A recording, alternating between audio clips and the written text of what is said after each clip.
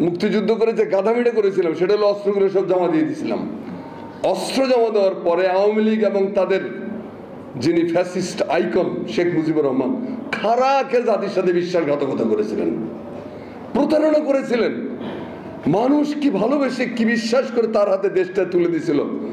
3.5 বছরের মধ্যে বাংলাদেশকে তিনি হাবিয়া দোজক বানিয়ে ফেলেছিলেন। 27,000 রাজনৈতিক নেতাকর্মী হত্যা হয়েছে, কোনোটার কোনো বিচার হয়নি। 15 লক্ষ লোক দুর্ভিক্ষে মারা গেছে, অথচ সম্পদের কোনো ঘাটতি ছিল না।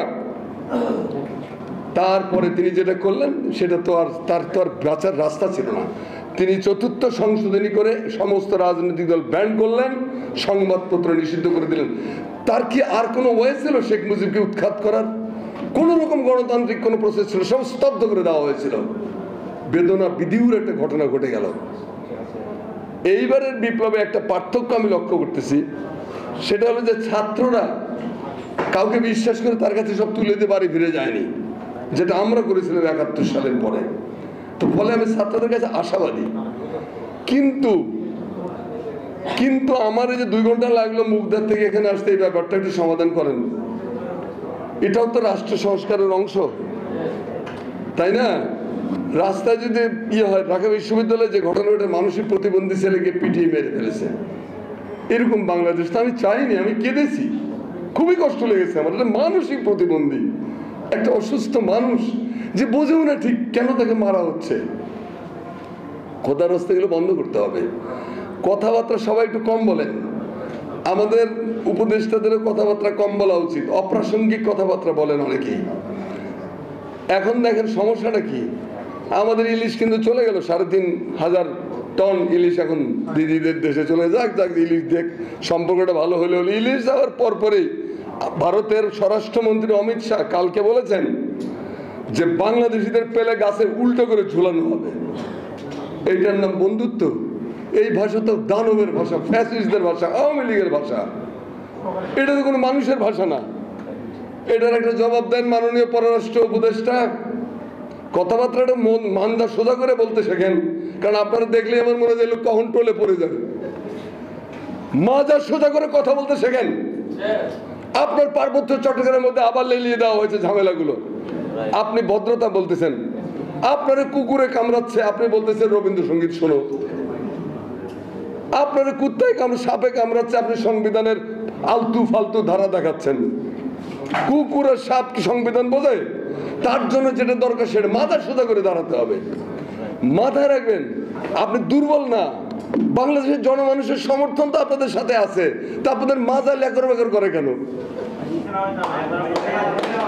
লেকর বেকর মাজা দিয়ে যুদ্ধ করবেন? আরে ভাই সরেন না। আমার কিন্তু তাদের প্রতি কোনো অশ্রদ্ধা নাই। আমি বলতেছি কথাবার্তা স্পষ্ট করে বলা শেখেন। এটা পরিষ্কার সূর্য লোক, এখন স্পষ্ট করে কথা বলতে হবে। আপনার পানির ব্যাপারে সমস্যার সমাধান করতে হবে, ভদ্রতা দেখানোর জায়গা নাই। বাংলাদেশ যতবার মোকাবেলার পথে গেছে ততবারই ভারত এসে হাত ধরছে, ভাই ভাই ভাই ভাই আমরা সমাধান করতেছি। পানি দেয় না, ফারাক্কা দিয়ে আটকায়। মৌলানা ভাসানীর ফারাক্কা লং মার্চ। তারপরে পৃথিবীর ইতিহাসে সেই একবারই ভারত জাতিসংঘের থেকে যে ক্ষমা টমা চেয়ে পানি চুক্তি করেছিল। তারপর থেকে তো তোষামদের লাইন এসে বললো, আব্বা আম্মা দিদি দাদা পা ধরে ধরে বাংলাদেশের শাসন ক্ষমতা গেছে, সেনা প্রধান হয়ে গেছে। ওটার নাম কি ছিল? ফখরুদ্দিন না মঈনুদ্দিন। এই বেটা তার সেনাপতি হওয়ার জন্য ভারতের প্রেসিডেন্টের কাছে তদবির করছে। বুঝলেন বাংলাদেশের অপমান কতটা হয়েছে? তো আমার দেশের লোকদেরকে আপনি লটকাবেন গাছে। তা আপনার যে 26 লক্ষ লোক এখানে অবৈধভাবে কাজ করতেছে, তাদের ব্যাপারে আপনার সিদ্ধান্ত কি মাননীয় সরকার? আপনার সিদ্ধান্ত জানান। আমরা অপেক্ষা করছি।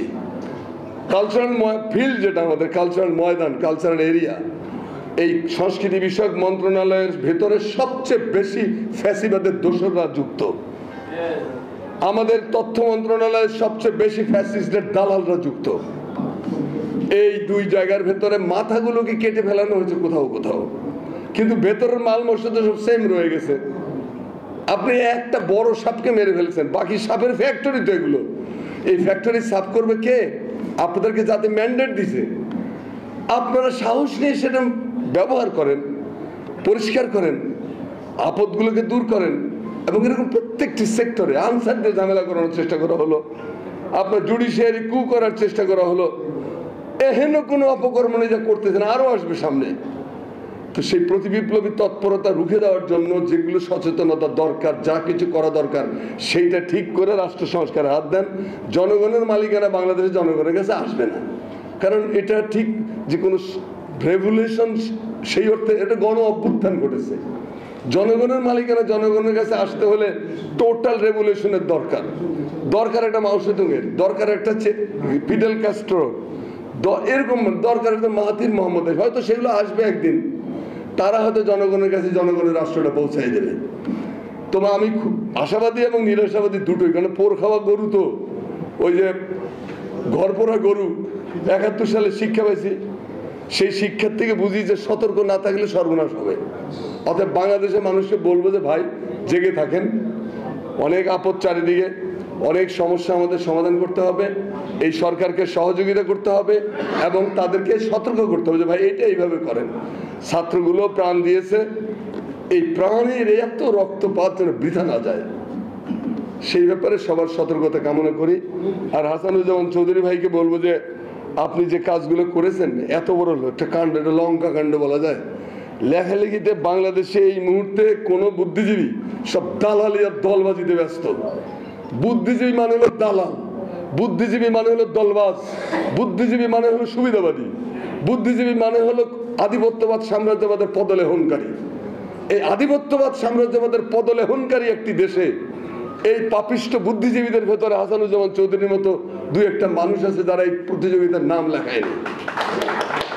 এই নাম লেখানো, নাম না লেখানো মানুষটা তার এমন একটা কাজে হাত দিছে যেই কাজের মূল্যায়ন হতো তারা করবে না, কিন্তু আপনারা যারা আছেন অডিয়েন্স বাংলাদেশের মানুষ, তারা তার মূল্যায়ন করবে, তাই তো হয়ে গেল।